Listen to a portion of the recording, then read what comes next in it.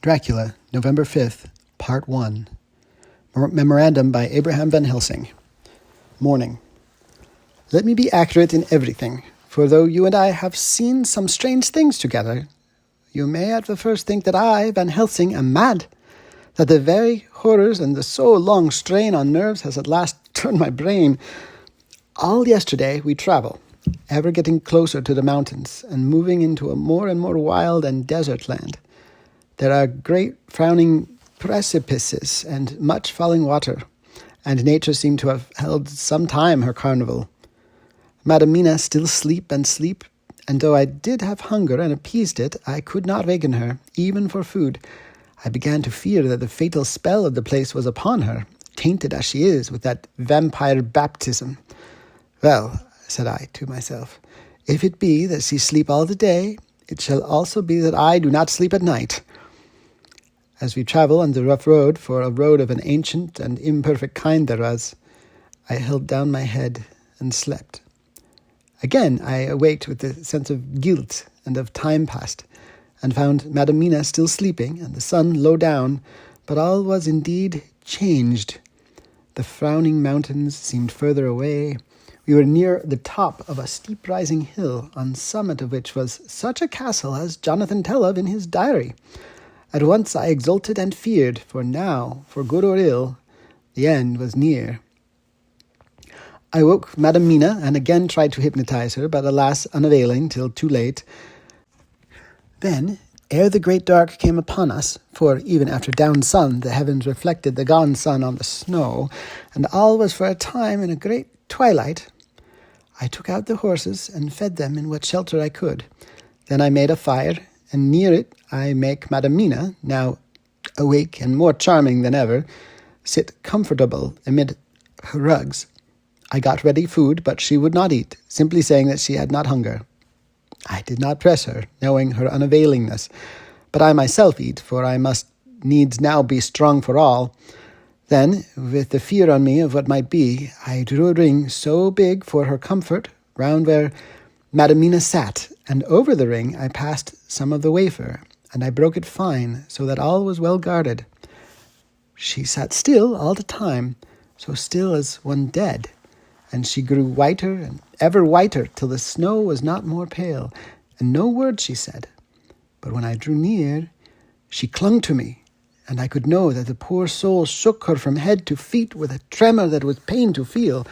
I said to her presently, when she had grown more quiet, "Will you not come over to the fire?" For I wished to make a test of what she could. She rose, obedient, but when she had made a step, she stopped, and stood as one stricken. "Why not go on?" I asked. She shook her head, and coming back, sat down in her place. Then, looking at me with open eyes, as of one waked from sleep, she said simply, "I cannot," and remained silent. I rejoiced, for I knew that what she could not, none of those that we dreaded could.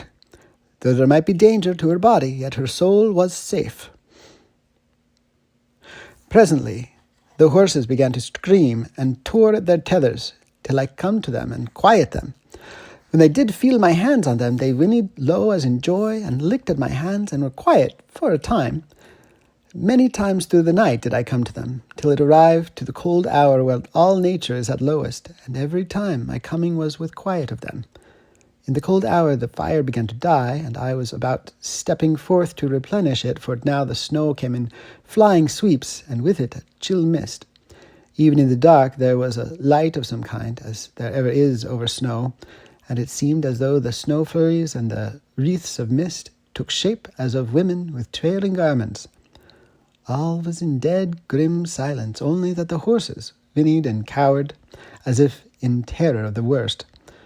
I began to fear, horrible fears, but then came to me the sense of safety in that ring wherein I stood. I began, too, to think that my imaginings were of the night, and the gloom, and the unrest that I have gone through, and all the terrible anxiety.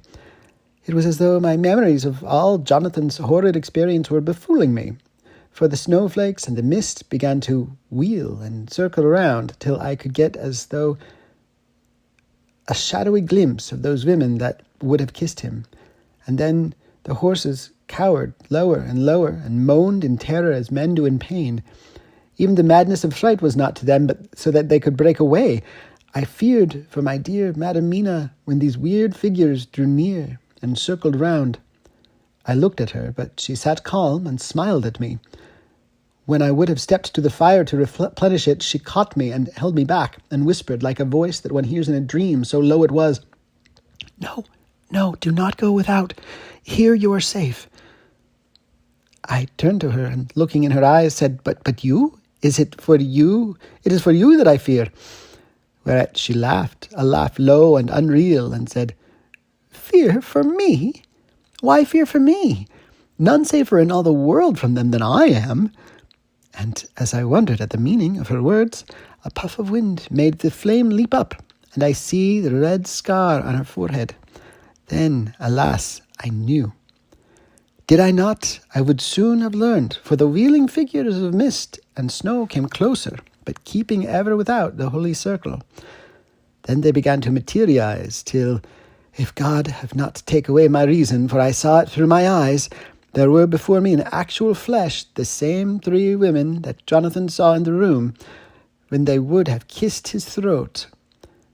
I knew the swaying round forms, the bright hard eyes, the white teeth, the ruddy colour, the voluptuous lips. They smiled ever at poor dear Madam Mina, and as their laugh came through the silence of the night, they twined their arms and pointed to her, and said, in those sweet, tingling tones that Jonathan said were the intolerable sweetness of the water glasses, "Come, sister, come to us, come!" In fear I turned to my poor Madam Mina, and my heart with gladness leapt like flame, for, oh, the terror in her sweet eyes, the repulsion, the horror, told a story to my heart that was all of hope. God be thanked, she was not yet of them.